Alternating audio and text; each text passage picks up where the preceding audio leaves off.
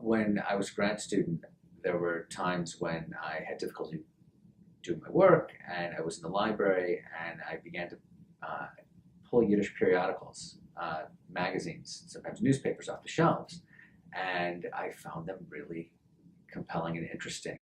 Newspapers provide an enormous amount of information. You have them, you have daily newspapers, for example, have multiple pages per day. I mean, there are millions and millions of words to work with, and the information is like really no other place.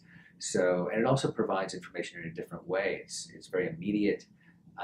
It gives you a sense of what the life of a community is like in a different way than, let's say, a memoir or a book. It's really kind of a compelling resource that I think more people might be willing to use if they were willing to work with something like microfilm, which unfortunately a lot of newspapers are on. Although nowadays the National Library of Israel has put a lot of Yiddish and Hebrew periodicals online, so that's also a possibility. The materials I used were either in, and there are a variety of places. YIVO, of course, has probably the largest collection of Yiddish periodicals, newspapers, magazines, things like that.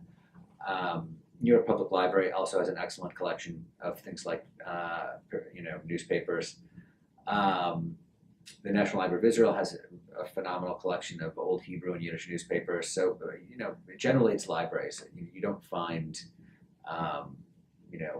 Yiddish newspapers and magazines in private collections, or people. That's not something people have hanging around their house. Although it depends who you are.